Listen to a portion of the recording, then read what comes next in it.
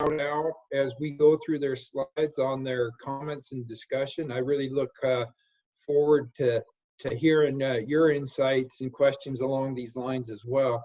And so I'm going to share a little bit of outlook, current conditions, a little bit of highlights of the COVID-19 impacts.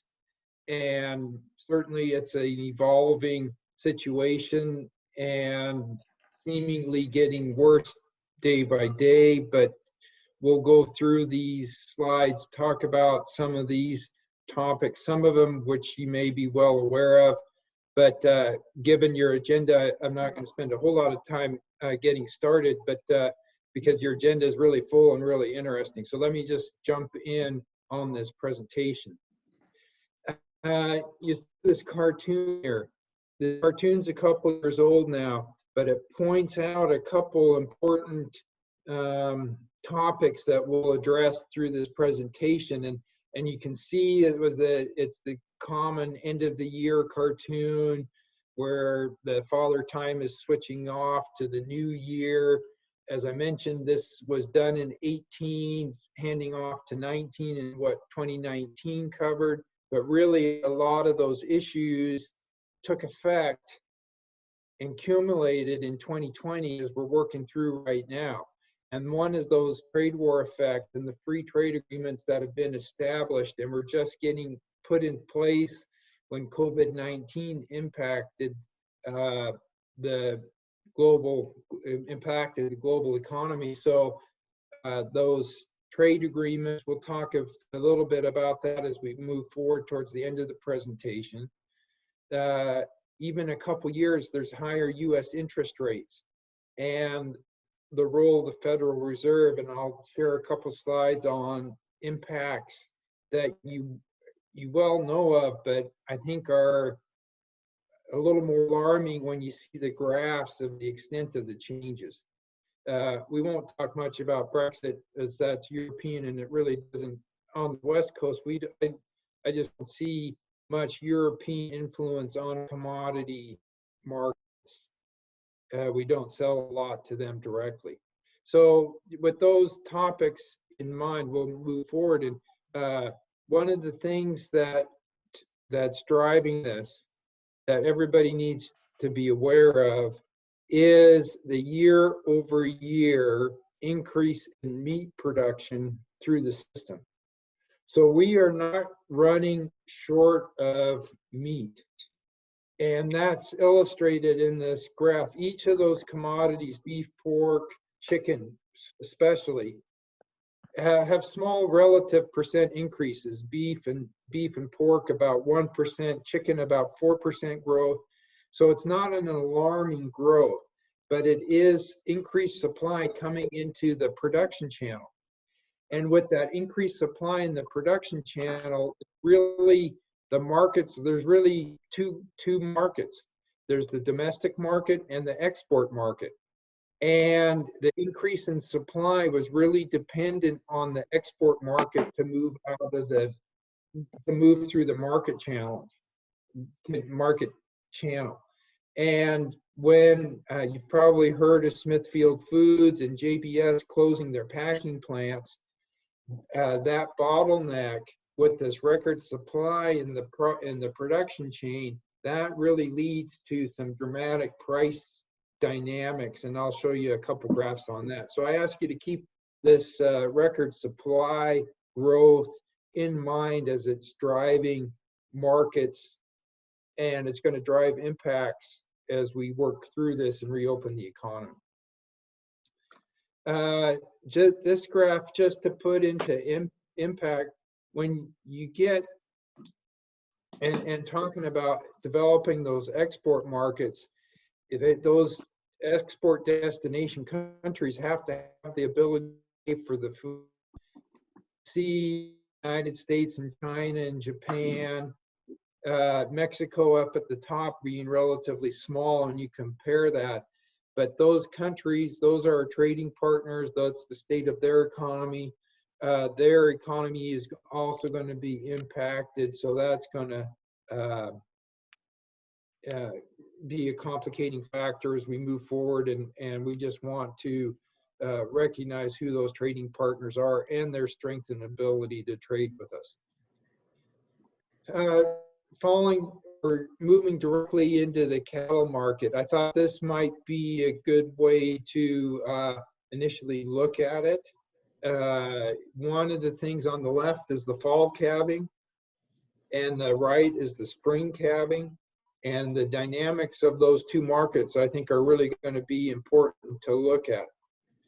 On the fall calving versus the spring calving, I don't know in Nevada the percentage breakdown, but in Washington, we know, we did a study, a survey, we know about 80% of Washington cow-calf producers are spring calving. That's fortunate for the spring calvers because hopefully that'll buy them some time before they have to convert their production to cash in the marketplace. And hopefully by fall, we'll be making recovery and well on the recovery, and this price structure would be back to normal. Fall calving, they're going to be weaning their calves in the spring. They're maybe looking right now to be weaning those calves. They're looking to convert those calves into cash, maybe cull their cows and convert to cash. Those group of producers are facing really significant challenges because they're going to have to decide what to do with those calves. And are they going to take them to market, or do they have opportunity to wean and graze them farther and hold on to them longer in hopes that the market's going to recover? I don't know how much risk management and the LRP insurance they had on their price to floor their price, but that's going to be an issue moving forward. So to put it in perspective, to go back on those spring calving, I tried to find this for Washington through the LMIC. They collect the state data. Wasn't able to do that, but I wanted to point out the relative magnitude of the fall. I don't know if your pictures are, or if you're on the right-hand side, if you're seeing that price figure that was close to closing. I think I pulled them off yesterday, actually, and it's about 127. That green line that's in that graph in the middle, it's about a 127, $1.27 per pound, or 127 per hundredweight. However you prefer to think of that price, but 127. And if we look at 127, and that was delivery in October, that would be a futures contract that you could execute today at 128. You'd have to evaluate your basis, etc., but 128. And in October in Washington, we have 2 years in 2010, 114, 2016, 113. So we've seen prices somewhat recently below where we're at now with the COVID market impacts. Certainly below last year at 147 versus 128, but just putting, putting into perspective that the sky is falling in the beef market where it is today. Certainly that loss in value is important to those producers, but that's the relative magnitude of where we're at right now. In talking about those fall calving and what they have to work with, this is the April 7th drought monitor. Looking at Nevada, that's showing some evidence of drought. The S indicates short-term drought, so just recently developing over quite a bit of Nevada. You guys are there. You guys will know what resources and forage resources are available and what might what advice to give to those fall calving operations. But that's going to be a factor. I also tried, I don't have a graph on the snowpack, but I looked at Nevada's snowpack, and I think the news was that your March storms really helped that snowpack level improve a little bit, but the drought, what the drought is going to be through the summer and what options they have for that is going to be important. And also not only for those fall calving operations, but for those feedlots that manage their inventory on their placements coming in, they may be able to delay them and work that production chain as they see fit relative to the price risks that they're having. Okay, any questions or comments? Again, please shout them out. This series of graphs is really interesting as to what the current uproar is about on wanting to investigate price impacts. The NCBA, National Cattle Beef Producers Association, they're calling for price investigation, and it's really quite interesting on the dynamics behind here.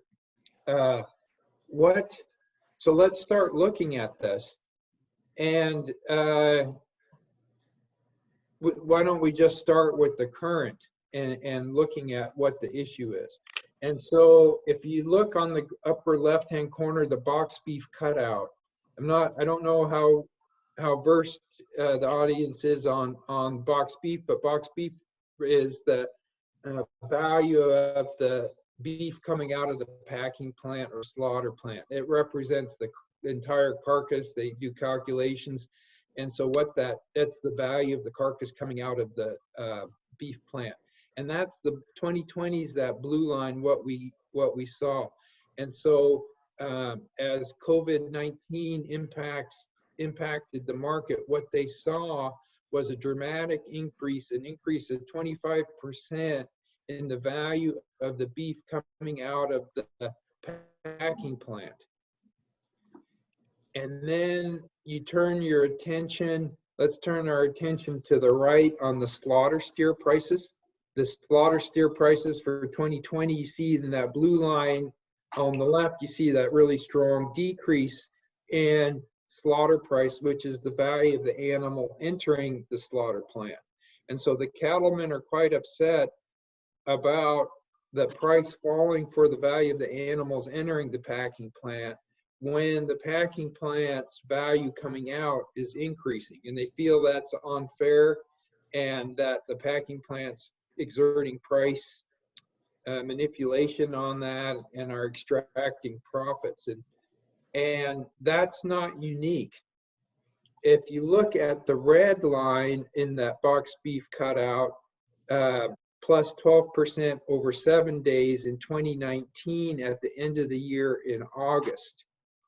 And that market shock was Tyson beef packing plant having a fire in Holcomb, Kansas.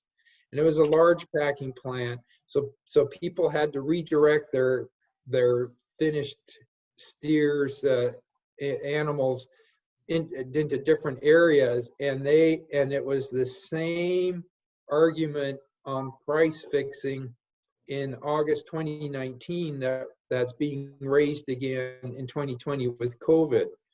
And so the economists are going to be charged with investigating that price investigation. I think there's been claims made on that price investigation, but really it's the dynamics of the market chain,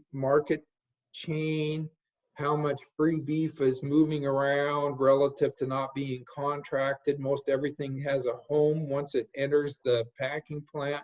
It's been contracted 2 to 3 weeks in advance. And that's how that supply chain has worked. And so, but that's when you talk about what's happening in the marketplace, that's the current issue being addressed. What's really interesting, and hopefully maybe a silver lining as we move out of this and reopen the economy, is this bottom graph on the left on the percent share and cutout value moving to the chuck and the round. That chuck's the red line, the round's the gray line. and they've seen increased values because as people stay home and redirect their shopping and cooking and providing for their family, they're discovering the roasts and cuts and the chuck and the round to increase those values, even increasing the value, the contribution to the whole animal, even eclipsing that of the loin, which is not common. So hopefully a golden thing that we can hope for is that market dynamic extends beyond COVID-19 and people rediscover that value of beef and reinvest in that. So that's I don't know if I did put packing plants closing, but that's certainly the big issue facing the bottleneck, as I mentioned before and repeating, is the packing plants, the production bottleneck. And if COVID-19 shuts that down, hopefully it'll be a short-term shutdown and we can get back to normal, but that's going to be really the impact to the market as we go forward. But it's not because of a supply shortage, going back to that first graph that we talked about. For dairy's facing the hardship that fall calving beef producers are facing is that they're delivering milk into a declining market. And this is just a milk class 3 futures contract reflecting current cash prices and the declining current cash prices on the dairy industry. The dairy industry, if we look at the top of the graph, if we look at 2020, starting at 2020, and then you can see that price peak up to about 18 and then holding up around 17 and $18. That was the first good price improvement that went back to the producers that drove their price over 20. Class 3 is for cheese, and it's a lower class when you include the usage for milk, and that increases the farm level price to about 20. And that was the first time it's been above 20 since 2014, or the first time in 5 years. First time in 5 years that they had some price improvement, and the dairy industry was really looking forward to getting some price break and getting some profitability back into their operations and paying down debt.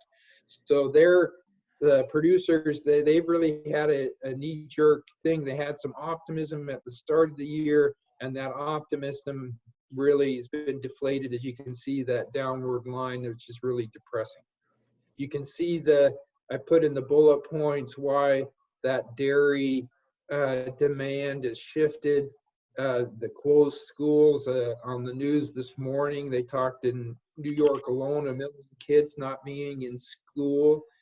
And the dairy products that go through those school programs is enormous. And so I'll conclude on the dairy outlook with the bottom bullet point is, do they have enough equity to increase debt? That's the one thing everybody's going to be moving forward to as you look forward to everybody in Nevada recovering from this, not only through the agriculture sector, but through all sectors, is their ability to borrow to meet the cash flow constraints that they're going through now. And as I mentioned, with dairies over the past 5 years having very poor profitability, they may not have enough equity to increase their debt load to work through that. So the dairy industry, which is important to Nevada as well as everybody else in the West Coast, that's going to be the highest risk commodity because they've had problems recently. Move to hay. And you can see the hay price, and I pulled that from Nevada from the USDA. And you can see that the issue with the hay price is that the USDA does not want to set the market. Had this conversation a couple times with them, is that you can see very sticky prices reported in 2019 in the orange, very sticky in blue, 2018. And So they are not very, there's a lot more price dynamics than are illustrated in this graph just by the way the USDA collects and reports this information. But currently, the hay market has not crashed. The hay market is holding up probably better than most commodities. But the point is that it's not being tested because the new crop isn't coming to the market. But when you look at the outlook for the drivers on the hay price, with the milk price, we looked at the milk price, dairy isn't going to drive exports, or I mean drive prices. Exports are pretty good. I think I have a, do I have a comment? I think the next bullet talks a little bit more on the exports, so I'll expand on that. I threw horses in there. That people have the capacity to purchase hay for their horses. Hopefully that'll continue on, but they don't buy big bales, and they don't contract for big volumes. But importantly, the damaged low quality to feedlots, that's a very important market outlet. Feedlots are going to be looking for cheap feed. Corn is currently cheap. Ethanol is down, so there's corn's available. So hopefully the feedlots will have ability to keep pulling that low quality hay out of their market. On the current export data, January and February are available. The hay exports are up on that. China bought a big volume of hay that pulled it out as this was going. Decreased alfalfa to Saudi Arabia, big important, but they come in and out of the hay market, and they may be down. Everybody's looking, oh, where's Saudi Arabia in the market, but they jump in, and they have the capacity to jump in and out and make impacts to the hay market. But those exports currently are current. But the bad news is in this next bullet point, and that's bad news for hay and the economy. Canceled sailings due to weaker demand for Chinese goods to the West Coast. And I think they came out with the retail data into this morning's news. You've probably heard that decrease. But what's important on the hay is that the hay export market really developed on the backload transportation out of those containers back to China. Because they were able to contract those containers at a low rate. If those sailings have gone down, those containers are going to be harder to place on the ships that are sailing. Not good news for hay because they have low ability to, it's a low margin business. The hay exporters are going to be carrying a lot of risk. That's not a good sign. On the hay acres, down 3% in the West, up 1% in Nevada. Not a big shock. Everything, it's what's going to drive that market is the no really supply shocks. It's going to be the weather and the water availability through the growing season. And so the bottom point, you've seen the downside risk on all the other commodities.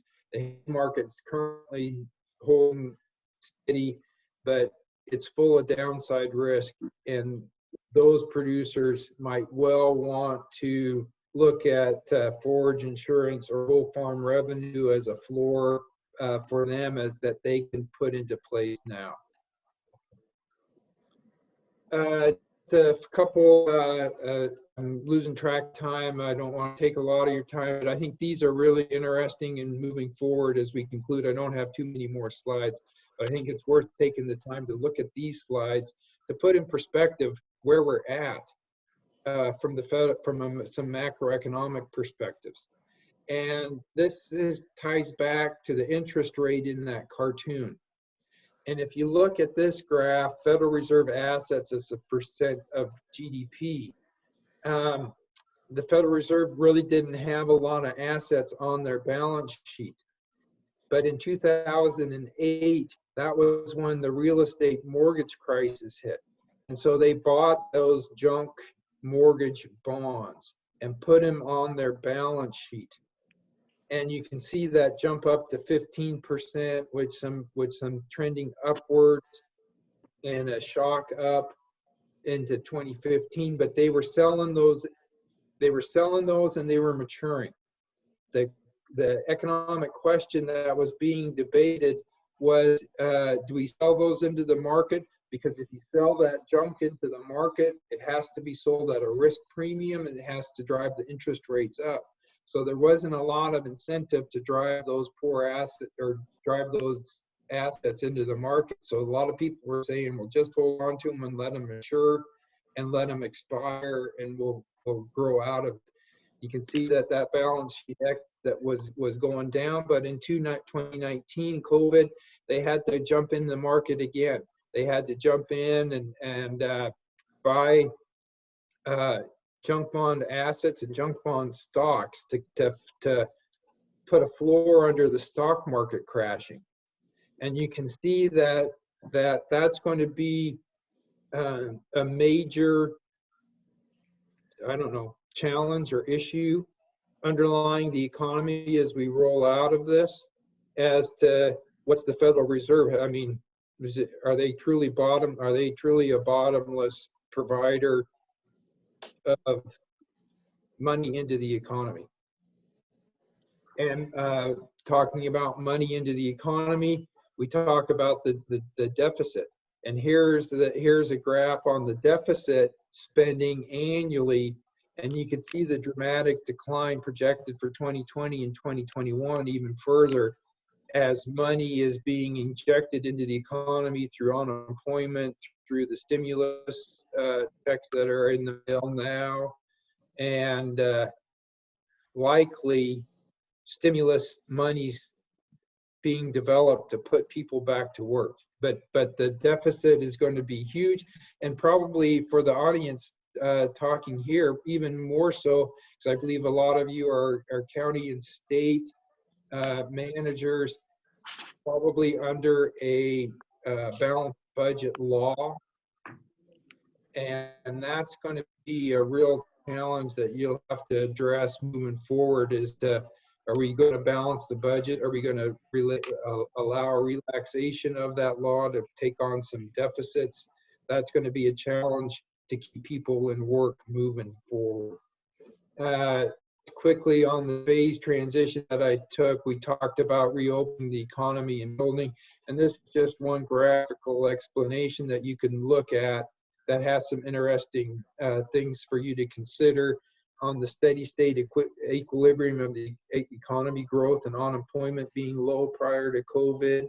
The cascading network collapses, the supply chain collapse, starting with China as they locked down in January, impacting the auto supply chain dramatically. That restructuring due to the financial stress and rebuilding, and that could be important because I read one news article that China is producing most of our antibiotics in the medical community. We've seen the medical community supply chain being dramatically impacted. I'd imagine as we rebuild that, there's going to be opportunities in that supply channel for U.S. firms to jump into it. And then what happens as we come out of it in the green line? Certainly some optimistic thoughts that green line is going to be an increase, going to be much steeper than that, and that recovery is going to happen quicker and better. Or in this article that you can reference, they think it's going to be slower than what it was before. So we'll see how that comes out. It's going to take a lot of leadership all across, everybody contributing what they can into those challenges.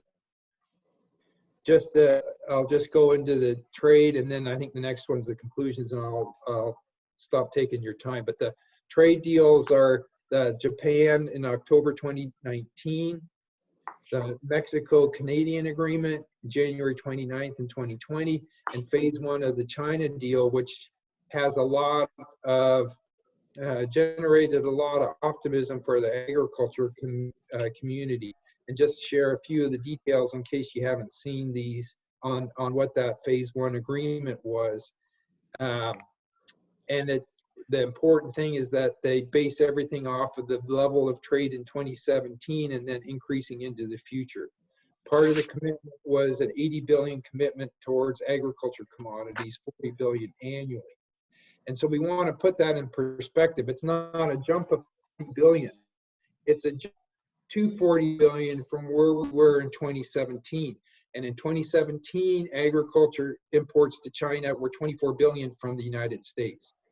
And so what it is that 24 billion is the base. We were going to see a 12 billion increase in 2020. Saw some positive impacts of them buying alfalfa into the alfalfa market, pulling those exports up already. The third bullet is the discussion. There was discussion whether it was feasible.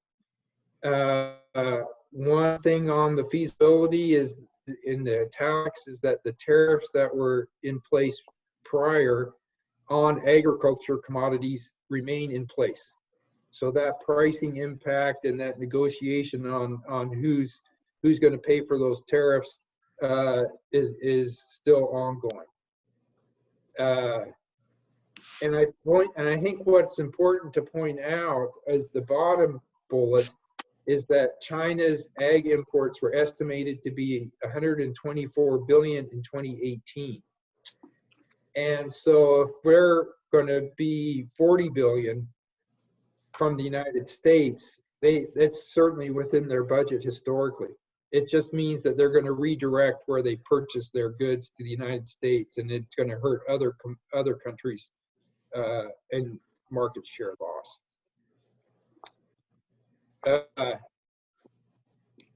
This is my last slide. Just everybody well knows it's obvious to point out the economic devastation that's ongoing. Tom pointed out earlier that it's until there's a vaccination or a foolproof treatment that is going to linger because consumers are going to be afraid, just as Tom pointed out. I mentioned that the shipping capacity, that's certainly a leading economic indicator on where things are going. And just point out that the loan programs, the Paycheck Protection Program that's been announced but hard to get into, that's certainly an important program. FSA Guaranteed Farm Program, they're geared up to make those guarantees to provide equity under that guarantee if needed. So that's an important program. You're probably aware of that. And ongoing, I put forthcoming USDA support, but there's also state programs that are going to be introduced as well. So we'll have to keep aware of those and educate producers on what opportunities may develop through those programs. And that's my contact information. Happy to follow up with anything or any questions, or if anybody has any data or requests or anything on that. So thanks, Stacy. I lost complete track of time but hopefully I'm not too much longer, but thanks for the opportunity. Great. Do we have real quick any questions for Shannon?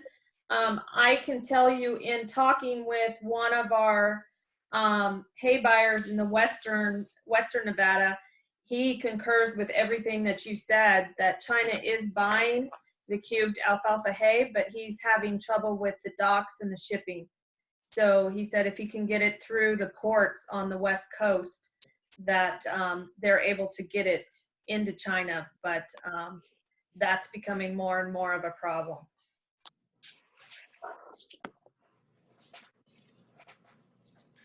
Yeah, hey Shannon, this is Tom Harris. I agree with what you've done, but there's also this macro stuff. I think it's very on the finance. We collapsed during the last 2008, and I'm in economics. And there's a guy that does macro, Federico. And I was talking to him. What's this new monetary theory? And it's all just you expand. And he made a good comment to me that everybody who's 55 and under never has experienced inflation.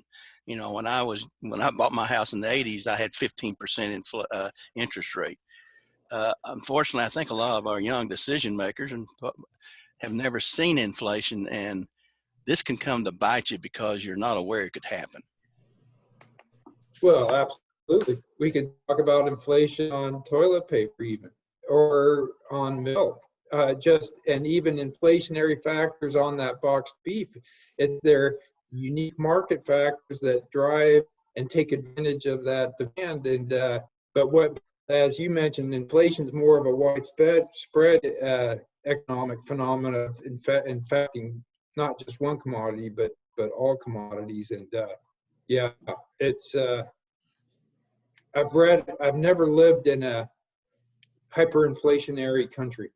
I don't think I've even visited hyperinflation. I've been to Argentina that's battled that in the past, but yeah, that's that would be insidious. Okay, I think we're going to move on. Thank you so much, Shannon, for being on this morning. We're going to move on to see if Tom and Mike and Malika have any updates from the FAPRI program. Yeah, we're trying to. The more information our producers have, the better. I mean, something from Shannon's. I mean, put it all together. We need as much info because of changes are going on, and yeah, Mike and Malika doing the same thing. We're trying to work. You know, I'm in the business school, so I'm trying to put these things on the business school web as well as the extension web, because business is a business audience in the state to be aware of what's going on in the ag sector. I think what we have here is I like those videos. We can have as many people developing different things for different kinds. I know, Stacy, you want something, I want something. Good.